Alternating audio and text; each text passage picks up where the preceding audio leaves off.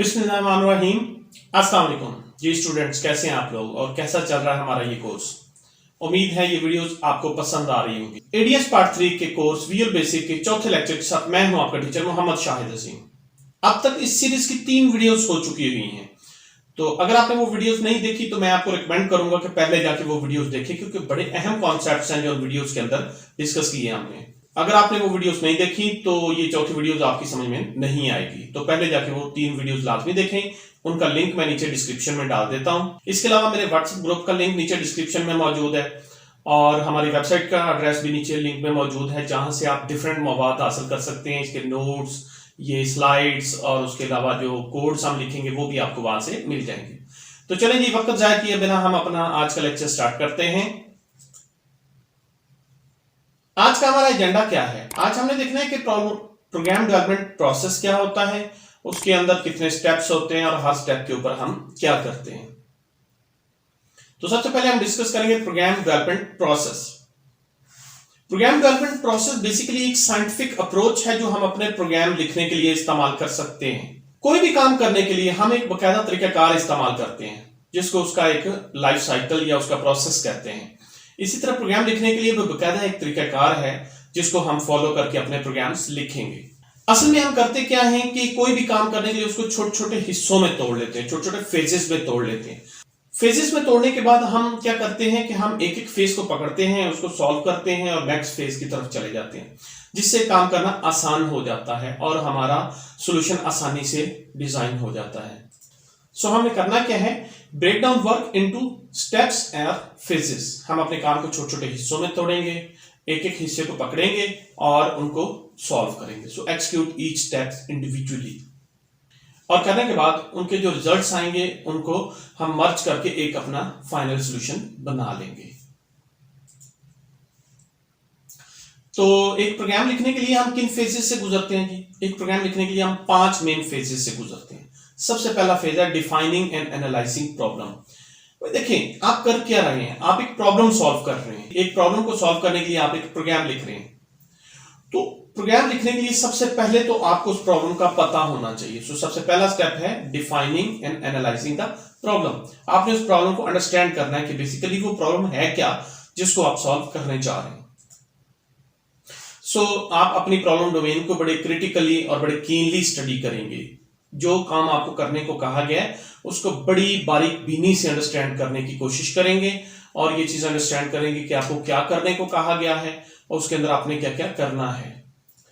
उसके बाद आप अपना एक प्लान, रफ प्लान तैयार करेंगे कि अब इस प्रॉब्लम को आप कैसे सॉल्व करेंगे। तो जब हम बात करते हैं एक कंप्यूटर प्रोग्राम की, तो बेसिकली स्टेप पे हमने 3 चीजें डिफाइन करनी होती हैं कि हमारी इनपुट्स क्या हैं, उनके ऊपर क्या क्या प्रोसेसिंग हमने अप्लाई करनी है और हमारी फाइनल आउटपुट्स क्या है। Find necessary facts and figures. अब इस स्टेप पे हम क्या करते हैं, उस प्रॉब्लम को सॉल्व करने के लिए जो नेसेसरी फैक्ट्स एंड फिगर्स होते हैं हम उनको मद्देनजर रखते हुए अपना सॉल्यूशन डिफाइन करने की तरफ बढ़ते हैं। Decide the language to write program. अच्छा, यहाँ पे एक चीज और हमने डिसाइड करनी होती है कि हम जो ये काम करेंगे हम किस लैंग्वेज के अंदर करेंगे या हम अपना प्रोग्राम किस लैंग्वेज के अंदर लिखेंगे। तो उसके लिए हम कोई हाई लेवल लैंग्वेज इस्तेमाल करेंगे। उसके बाद हमने ये डिसाइड करना है कि हमारी इनपुट्स क्या होंगी और डिजायर्ड आउटपुट्स क्या होंगी। ये करने के बाद हम अपना एल्गोरिथम डिजाइन करेंगे, दूसरे स्टेप। सो हमने पहले स्टेप में अपने सारे जो स्टेप्स डिफाइन कर लिए थे, अब हम उनको एक शेप देंगे। तो हम क्या करेंगे कि उन स्टेप्स को एक लॉजिकल ऑर्डर में अरेंज करेंगे।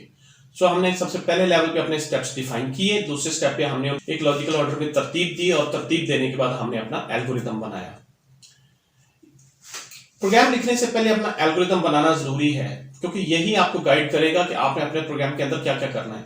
अब अगर आप अपना एल्गोरिथम डिफाइन नहीं करेंगे और डायरेक्ट प्रोग्रामिंग की तरफ जाएंगे तो आप कोई ना कोई की फीचर या कोई ना कोई स्टेप मिस करेंगे, जिसके आपका प्रोग्राम गलत हो जाएगा। सारा काम आपको दोबारा करना पड़ेगा, जो कि आपकी एफर्ट वेस्ट करने का बाइस बनेगा। अपना एल्गोरिथम डिजाइन करने के बाद आप उसको एक्सप्रेस करेंगे सूडो लैंग्वेज के अंदर या फ्लो चार्ट के अंदर। तो हमारे केस के अंदर हम ये दोनों चीजें करेंगे, हम अपनी सूडो लैंग्वेज भी लिखा करेंगे और उसका फ्लो चार्ट भी बना लिया करेंगे। अच्छा, ये करने के बाद हम क्या करेंगे? अपनी कोडिंग करेंगे। अब हम अपना प्रॉपर प्रोग्राम लिखेंगे।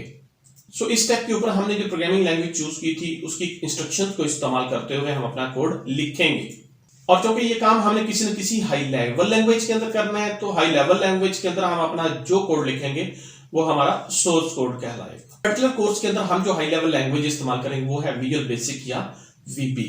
सो वीबी के अंदर सोर्स कोड लिखने के बाद हमने क्या करना है, हमने उसको ट्रांसलेट करना है मशीन कोड के अंदर और उसको एक्सिक्यूट करना है। तो इसके लिए हम कोई ना कोई लैंग्वेज ट्रांसलेटर इस्तेमाल करेंगे और हमारे केस में वो इंटरप्रेटर होगा और वो क्या करेगा, उसका मशीन कोड बना देगा। उस मशीन कोड को हम ऑब्जेक्ट कोड या एक्सिक्यूटेबल कोड कहते हैं।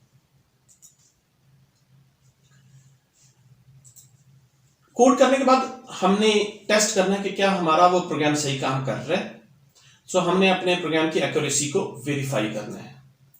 तो उसके लिए हम क्या करेंगे, हम उस प्रोग्राम को चलाएंगे और उसको बार बार टेस्ट करेंगे, उसको बार बार अपने पास से सैंपल डाटा देंगे और सैंपल डाटा देके हम उस एल्गोरिदम की या उस प्रोग्राम की वर्किंग को अंडरस्टैंड करेंगे। इस स्टेप के अंदर हमने अपने प्रोग्राम के अंदर जो भी गलतियां हैं उनको ढूंढना होता है, ढूंढ के उनको रिमूव करना होता है। ये बहुत जरूरी है क्योंकि अगर एरोनियस प्रोग्राम हमारा मार्केट में चला गया तो लोग उसे 2 मिनट में चुटकियों में उड़ा देंगे कि ये तो प्रोग्राम ही गलत है, हम इसको क्यों यूज करें। लिहाजा आपने उसको अच्छे तरीके से टेस्ट करना होता है और उसके अंदर जितनी भी गलतियां होती है उनको रिमूव करना होता है। तो इस स्टेप के अंदर हम 2 एक्शंस करते हैं, एक वेरिफिकेशन और एक वैलिडेशन। वेरिफिकेशन होता है कि हमने अपने प्रोग्राम को चला के देखना होता है कि उसके अंदर जो फीचर्स हैं वो सही काम कर रहे हैं कि नहीं कर रहे। और वैलिडेशन के अंदर हमने ये चीज टेस्ट करनी होती है कि हमें प्रॉब्लम स्टेटमेंट के अंदर जो जो काम करने को कहे थे वो हमने पूरे कर दिए हैं कि नहीं कर दिए। कोई की फीचर मिस तो नहीं हो गया जो हमें करने को कहा गया था लेकिन हमने नहीं किया। जब एक दफा हमारा प्रोग्राम टेस्ट हो जाता है और हम मुतमईन हो जाते हैं कि हमारा प्रोग्राम सही काम कर रहा है, उसके बाद हम उसकी फाइनल डॉक्यूमेंटेशन करते हैं। फाइनल डॉक्यूमेंटेशन क्या होती है, ये कॉम्प्रिहेंसिव मैनुअल होता है जिसके अंदर हम उस प्रोग्राम की सारी डिटेल्स लिखते हैं, उसका स्ट्रक्चर डिफाइन करते हैं और उसके अंदर हम उसको यूज करने का तरीकाकार डिफाइन करते हैं। सो ये एक रिटन डॉक्यूमेंट होता है जिसके अंदर हमने यूजर को ये गाइड करना होता है कि ये प्रोग्राम कैसे बना है और इसको कैसे यूज करना है।